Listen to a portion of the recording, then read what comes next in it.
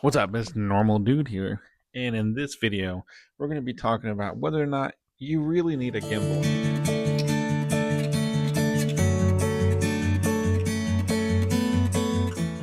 So let's get right into it. I have the Osmo 6 here. All right. And this one, you had some problems when I first got it, but we got them fixed and things like that, which is just kind of one of those things.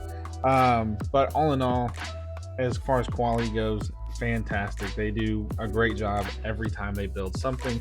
So don't ever think that this is whether or not it's good or bad. It's good. It's a great product. It does what it's supposed to, and so forth. So we're going to talk about first the good and the bad. Okay. So first and foremost, you're going to get this product here if you get the 6. Now they have different models, obviously the SEs and things like that, that are cheaper, but you're going to get here there it is. Everything is. The 6 includes, of course, your gimbal, your stand, and of course your phone holder. The 6 also includes the kind of selfie stick function. Um, and this is a great feature. This is one of my favorite features of the product, compared to the 7 that doesn't. You have to buy like the next model up to get the extension arm. But for all in all, you're gonna get this 3 stuff. You're gonna get a bag, and it does what it's supposed to do. It has all the same features as the 7 does. Pretty much it has all the same features that SE does, all that, just with some updated stuff. One of the main differences between the 6 and the 7 is the tracking. The tracking seems to be updated and better. The motors are a little bit updated in the 7 as well, but all in all, the 6 is probably actually a better deal. Now, I do have kind of listed out for you kind of the difference between the two. And so, of course, I told you the axes, the motors are different. They're a little bit updated in the 7. And so you'll get a little bit better motors in the 7. Of course, you have one thing that is different is the panel here. If you can see, the screen is built in here. Now in the 7, this isn't here, and we're not talking about the Pro or whatever it's called, the 7 Pro. We're talking about the 6 and the 7. So this is a 6, this is a 7. We're not talking about updated models. So that is different. The 7 really requires you to use like their app in order to know what mode you're going to be in. They both are magnetic as far as the quick attach feature. That's the same. They both require you to use the app in some shape or form. This can be standalone because of the indicators, so you can change through modes without needing the app. You just can't do active track or anything like that without the app. The AI is a little bit better with the 7 compared to the 6. The active track for the 7 is actually 6.0, with this one being 5.0. There are a new feature called flex form tilt axis. You basically can hold angles without it needing to be balanced or manually balance it. This is slightly heavier at 309 grams. The other one is 304, but not much of a difference. The battery life is significantly improved on the 7 compared to the 6. This one being 6.4 and the 7 being 8 hours. This is foldable. The other one's the same folding. You're going to have the same locking features. So this folds out and then you can fold it up, being basically the same process over and over. For the 6 and the 7. They did claim that the hinges were better. I've never noticed any problem with the hinges, and I've been using this for a few months now. So give that with whatever.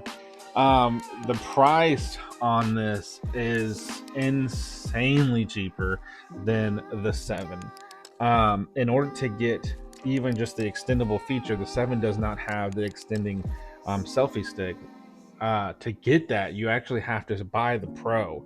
So the Pro, I think last time I looked at Best Buy, was like $230 something for that one. This one you can pick up on Amazon for I think the last time I had checked, the price on this was like $75. So do what you will. Okay, that is kind of a cool feature that I think, not buying the newest one, and buying one that's a model, you know, older, and getting that extending feature without spending a bunch of money is pretty neat. So, um, it's a neat product, and I do like the product. There's not a lot about the gimbal that I dislike, other than one of the main selling points is that it tracks you. That is one of the main selling points. Um, the tracking is cool, and I can see certain situations where the tracking would come in handy, but I have used this in multiple different situations. I've used this in my overlanding videos, and I have used this in my gym content that I have made. And all in all, there's not a whole lot of situations that I found in what I use that the active track really works for me, if that makes a whole lot of sense. I'm not dogging that because it's a cool feature, and I'm sure there's some people that are like, wow, that's, I could use it all the time. For me, it's not quite worked out the way that I have wanted it to work out. And so where in the beginning, that was one of my selling points. For me, it was like, man, I have to have that. And, I was able to come about this one probably a lot cheaper than everybody else, but it's one of those things that I thought I needed one because I thought I would use the active tracking. And all in all, I don't use the active tracking. Even when I use the gimbal, I don't use the active tracking unless I'm doing up close, like holding it close to me to keep my head in frame. But even then, I've done live streams and stuff like that. And since the app does not support live stream for like TikTok, I have to use it without it. And I find that it's not hardly any more difficult to just make sure that you're holding yourself within frame, than it is to use that. And I think to pack this with you, it does pack up into a bag this size, so it's not big, it's not cumbersome to carry with you, but it does have some quirks about it. So we've kind of talked about it. I think all in all, if you're going to buy a gimbal, without going further into this video, then ultimately I suggest that you go with the 6. If you want to buy the 7, hey, and you don't care about the extending, then the 7 does top out a little bit better than the 6. And if you're like, hey, one of those guys that, hey, money's no option, I want to buy the best one I can, then go buy the 7 Pro, I think is what it's called, and it has way better tracking, has even better tracking than the 7, and it has an AI assist on the gimbal itself to help with framing and things like that, and it has a lot of features, and has the extending pole and stuff like that. All in all, way better product if you buy the 7 Pro compared to the 6. But if you're wanting to stay within a budget friendly, get the 6. The 6 has most of the features that the 7 Pro does, just they're just a little outdated compared to the other one, if that makes any sense to you. But let's get to the nitty gritty. Do you need a gimbal? Well, I have done the research and I have used this gimbal thoroughly. And all in all, do you need a gimbal to shoot good content? No, you don't. Are there cases where these do come in handy? Absolutely. Holding it outside, because they are stabilizing. The main selling point is the stabilization of your camera. The other thing is that a lot of newer cameras, a lot of newer phones and stuff like that, which is what you would be using, have built-in stabilization that stabilize the video after it's shot. So depending on how bumpy your camera work is, how shaky the camera work is, if you're driving and you're just like, this will probably actually come in very, very handy compared to not having one, trying to hold it with your hand or hold it with a selfie stick. If you're a heavy walker, like if you walk heavy like I do, then this may come in handy to that extent too. I have shot with my hand, and I have shot with a selfie stick. I've also shot with this, and after the production is kind of done and all that's kind of been whatever processed, I can't tell a whole lot of difference between the two. There are some cases in certain situations, like I said, that I can notice that I'm shaking or that I'm moving too much or whatever, and there's that. But I can't say ultimately that my content would be worse off without this. Has it made ease of use for certain situations? Yes, it has. There are certain situations that I can definitely shoot the video without this, but having this has made certain things easier. Like I said, like car shots, hanging out the window, walking shots, things like that. But it is a process to get out. I mean, understand, like when you're like, oh, I have to shoot something, quick, quick, quick. You're like, you know, trying to pull this out, and then you're balancing this on your phone because you got to clip it on your phone. So once it's balanced, you're like, okay, I got it. Okay, and then you're like, well, then maybe if you want to add the gimbal or the stand, then you want to sit down, right? So then by the time you get it, more than likely you've missed your shot, or the shot that you wanted to get naturally. Now you have to recreate it in a way that's not organic, and depending on how you feel, that may bother you or may not. Ultimately speaking, you're more than likely not going to run to this for quick shots. You're going to whip your phone out and you're going to hold it, and you're going to get the shot the best you can by holding your phone or whatever it may be. So this is not a quick grab. Is this going to make your videos better? There may be some enhancements in certain situations that it does. Ultimately, is it going to grow your channel? Is it going to make or break your channel? Absolutely not. Is it going to make or break your career as far as getting shots and stuff like that? No, it doesn't. So if you're like me and you come across one that you can get for free, or maybe you can get it for cheap or whatever, then sure.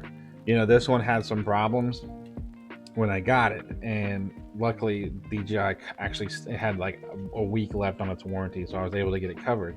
But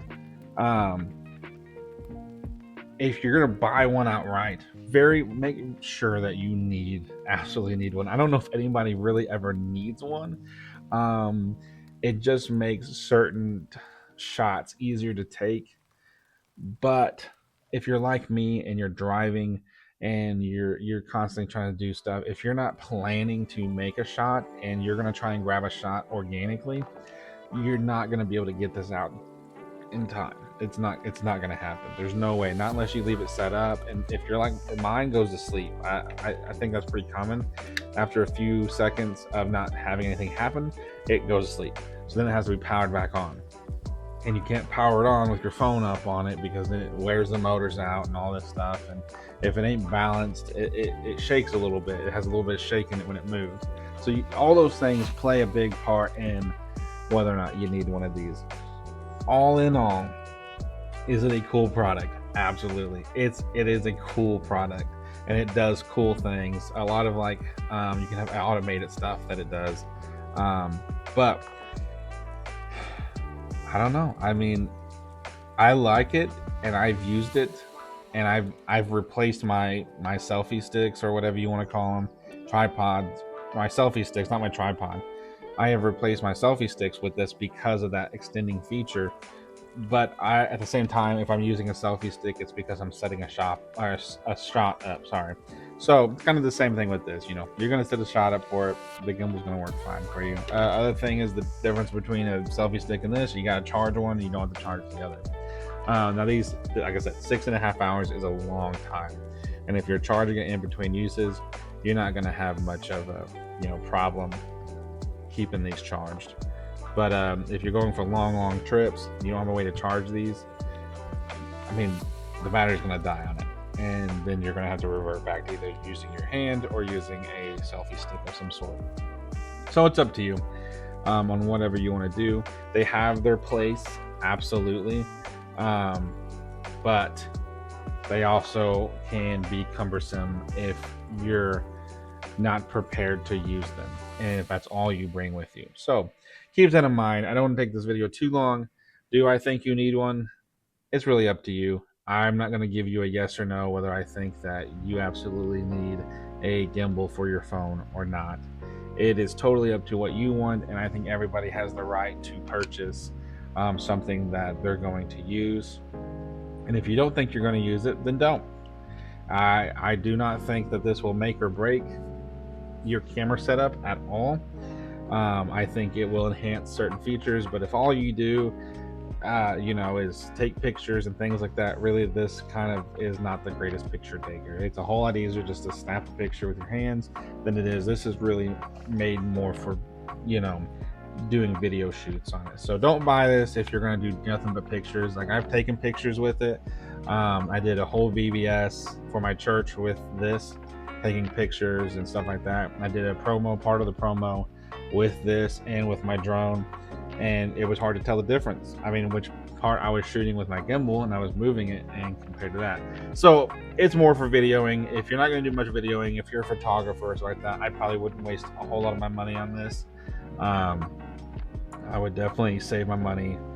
But if you're a video and you're going to be doing a lot of walking in unstable grounds, running, like I said, driving, then the gimbal may be for you. But that's going to be it for this video. Hopefully, this kind of gives you a little bit more information from a normal person's perspective. I don't have any ties to DJI or anything like that. I bought this, or well, I mean, really, it was kind of fell into my lap. But anyways, I got this. This has nothing to do with them. This is not a matter if they're a good company. It's just, hey, would you get this? Would you use something like this in your loadout? If you're an overlander camper, would this be something that you'd be willing to carry with you? Or would it just be something that would get in your way? Let me know in the comments, and we'll see you in the next video. It is starting to cool off, hopefully. So hopefully we can get out there and get some cool overlanding shots soon. We'll see you in the next video. Old dude out. Peace.